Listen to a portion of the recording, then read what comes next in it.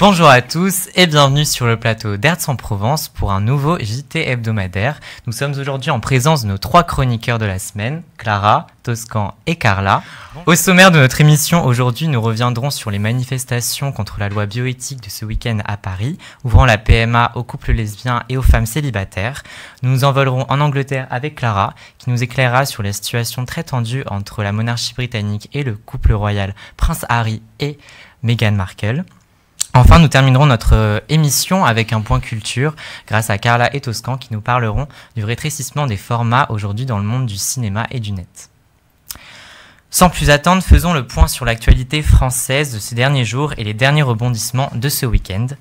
Hier, le dimanche 19 janvier, à 3 jours de l'examen du projet de loi bioéthique au Sénat, les manifestants et opposants à la loi défilaient à Paris. Si ce projet fait débat aujourd'hui, c'est qu'il garantit l'ouverture de la PMA aux couples lesbiens et aux femmes célibataires aujourd'hui. Il divise l'opinion publique et fait réagir une bonne partie des plus conservateurs de notre société, dont l'objectif est d'abroger purement et simplement la loi. Mais ce n'est pas la première fois que les opposants à la loi se mobilisent. En octobre, ils étaient plus de 70 000 à défiler dans les rues parisiennes contre l'ouverture de la PMA. Un chiffre qui aujourd'hui est en relative baisse, puisque ce dimanche, seulement 26 personnes se sont mobilisées et ont battu les pavés parisiens, selon le comptage d'occurrence. À l'origine du rassemblement, le collectif Marchons Enfants n'a pas encore communiqué ces chiffres, mais il semblerait qu'il soit assez déçu de ce résultat. Même si le mouvement semble s'essouffler avec la preuve des chiffres, les plus fidèles soutiens anti-PMA, dont la Manif pour tous ou encore l'Institut Civitas, ont répondu présents ce dimanche pour demander le retrait de la loi. Disparition de la figure du père, fragilité de la protection de l'intégrité humaine ou encore marchandisation du corps, voilà toutes les inquiétudes de ces manifestants qui ont défilé ce dimanche quant à l'adoption du projet de loi. Ils confient être sceptiques et hostiles à ce projet de loi qui, selon eux, représente un véritable danger pour les droits de l'enfant en effaçant la figure paternelle. Écoutons-les. La GPA, la PMA sans père, on nie complètement la paternité. Elle n'y sera pas.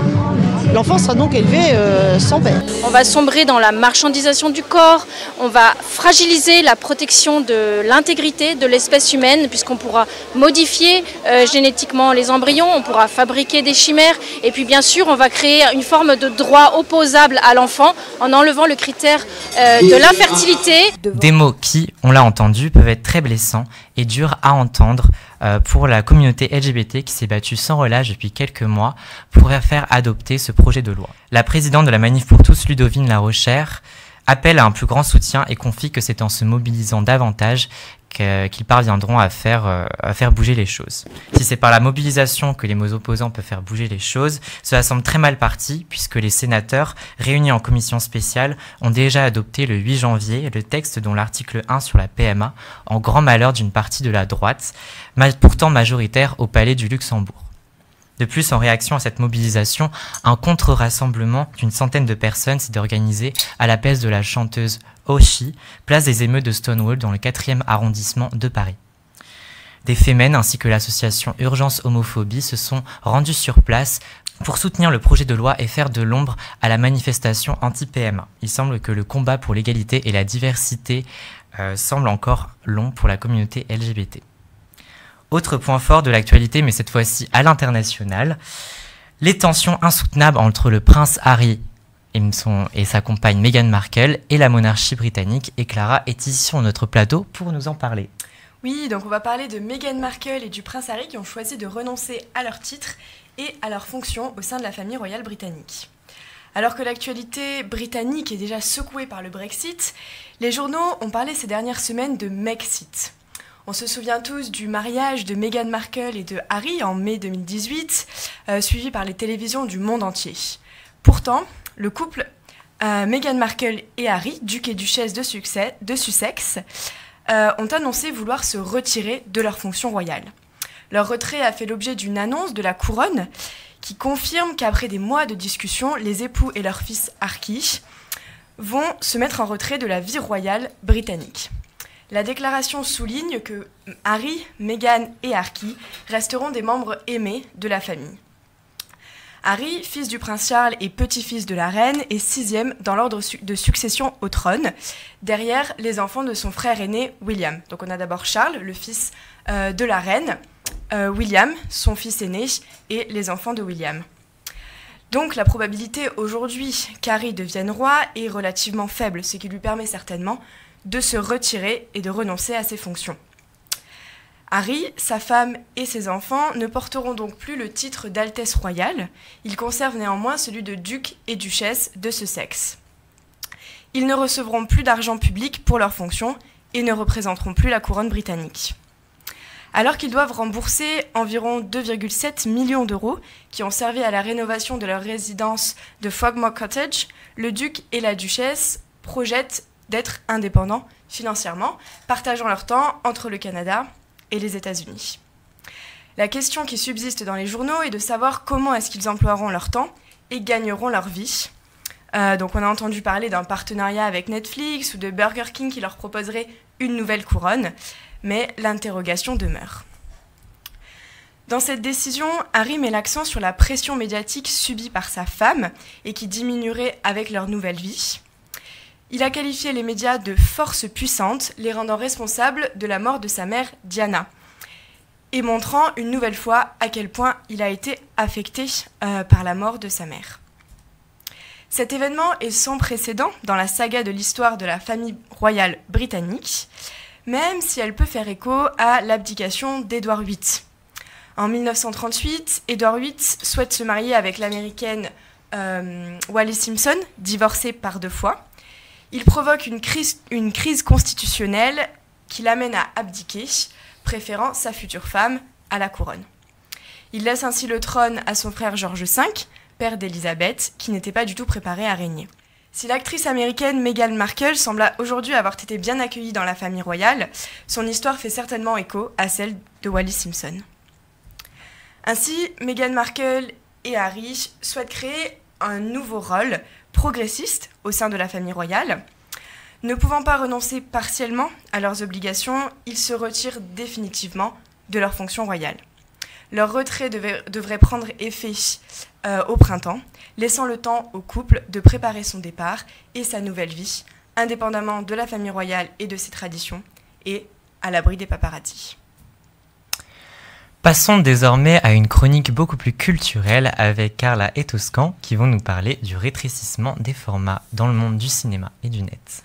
Donc on sait tous, on voit tous quand on allume nos téléphones que les médias sont de plus en plus vifs, ils sont de plus en plus présents, les formats se rétrécissent, on est soumis à plus d'images, des images plus colorées, plus rapides. Et Bruno Patino, dans son livre La civilisation du poisson rouge, nous dit...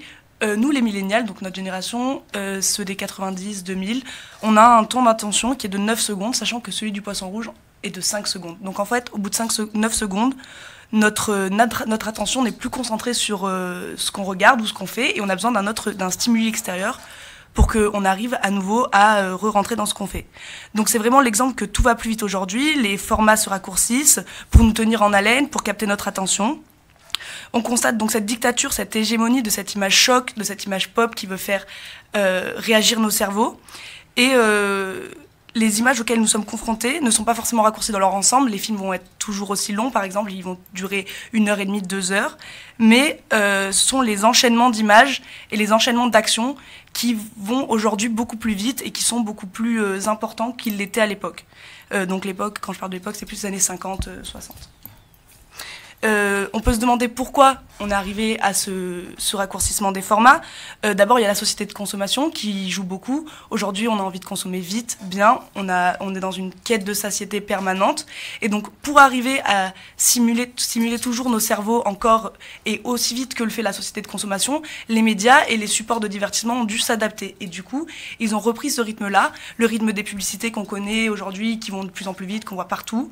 Et nos médias comme Combini, comme Twitter, comme Facebook, ont repris ce rythme-là. On peut le voir aussi avec... C'est quelque chose qu'on constate notamment dans le cinéma ou encore dans la musique. Et pour prendre un exemple précis, dans le cinéma, si on compare Le Parrain à un film comme Avengers Endgame, le dernier film Avengers qui est sorti, on constate que là, le rétrécissement du format ne se fait pas en termes de durée finale, mais bien en termes d'enchaînement des séquences et des plans. L'enchaînement est succinct et sans pause, pour garder en fait le spectateur, ou dans ce cas-là, le consommateur, à flux tendu. Dans le domaine de la musique, ou alors la durée du format dans une époque un peu plus ancienne, peut remonter à 9 minutes, 40 minutes, 1 heure, et aujourd'hui le format est beaucoup plus standardisé, qui va de 2 minutes 30 à 4 minutes 30. C'est un format qui est adapté au support de la radio, afin voilà, de toujours garder le spectateur à flux tendu et de s'adapter au modèle de consommation. Donc on voit aussi que tout ça c'est lié au développement des technologies. Donc là on a regardé le premier iPhone 2007, Snapchat apparu en 2011 et Instagram en 2010, et on voit que Combini, pour prendre l'exemple parce que c'est le plus parlant, est apparu en 2008. Et donc on a vraiment cet enchaînement de développement technologique qui permet en fait de répondre aux besoins de notre cerveau, d'être toujours stimulé par l'image. Et on voit ça aussi, par exemple, donc les médias, c'est un excellent exemple. Quand on regarde Figaro, Libération, Le Monde, n'importe quel média papier est assez standard au final. Ce sont des articles qui sont plutôt longs, même s'ils ont tendance à se rétrécir, avec très peu d'images. Il faut se concentrer et ils nous demandent un effort intellectuel. Alors que si on regarde Combini, l'information sera peut-être la même, mais on va faire en sorte de captiver notre attention avec des images, des smileys. On a tous la musique, le bruit aussi qui nous reconcentre dans ce qu'on était en train de visionner. Et on a un deuxième phénomène qui apparaît de plus en plus ces dernières années, c'est le côté éphémère de l'information avec les stories, les feeds, tout ce qui est sur Snapchat, donc Vice et tout ce genre de format où en fait on nous pousse à une urgence de l'information et il faut une urgence créée justement par le côté éphémère et qui provoque une sorte en fait d'amnésie dans la mesure où le contenu par essence même ne peut pas être revu. Oui, pour revenir aux médias. Le journal papier, en fait, demande un effort qui est unique, c'est-à-dire qu'on se concentre pour lire un article qui peut faire jusqu'à une demi-page, 2 pages, voire plus, sur une thématique précise. Aujourd'hui, on tombe en fait sur des articles, par exemple sur Combini, en 2-3 diapositives par thématique. C'est des diapositives qui vont extrêmement rapidement. Et par-dessus tout, ce sont des thèmes qui restent quand même assez vagues. Il y a une expression qui est sortie ces dernières années, ça s'appelle le viol de nos cerveaux. Et là où on est très fort, c'est que, on s'en rend pas compte. Mais c'est vraiment un viol parce que notre cerveau, il est pas fait, ou pas encore fait. Notre biologie s'est pas adaptée à recevoir autant d'images en si peu de temps. Et en fait, on n'accroche plus l'image, on a juste cette espèce de boulimie de l'information, boulimie du support, et on essaye d'absorber ça par tous les moyens. Et on le voit même, ça se déplace dans certains domaines comme la scolarité, et on a cette ère de la simplification. En scolarité, les formats se raccourcissent, on va faire des programmes qui sont plus simples, qui sont plus adaptés. On voit que par exemple, les textes qu'on étudie sont de plus en plus courts. Et du coup, ça ne vaut pas pour tout, évidemment. Un livre, ça restera un livre. Pour l'instant, ça reste un livre avec un nombre de pages. On ne peut pas le raccourcir, on peut mettre d'images pop dans un livre, ou alors vraiment, il faut être très fort. Mais on a vraiment cette volonté, cette espèce de vulgarisation scientifique qui s'impose partout et qui devient une sorte de règne. Et voilà, tu peux conclure. Oui. En termes de conséquences sur ce phénomène, voilà, on peut reparler de l'amnésie, puisqu'en fait... Aujourd'hui, on peut par exemple se souvenir de la trame d'un livre qu'on a lu il y a encore 2, 3, 4 ans, et pour autant avoir une vision totalement occulte sur l'article de Combini qu'on a lu la veille, dans le sens où c'est peut-être un article qu'on a lu en regardant une série Netflix, justement, sur un support qui peut se regarder en même temps qu'un autre support, afin de toute façon de consommer de manière plurielle et non plus unique. Voilà. Eh bien, merci beaucoup pour vos chroniques. On se retrouve quant à nous pour une prochaine émission la semaine prochaine. Et en attendant, pensez à bien vous abonner à la chaîne.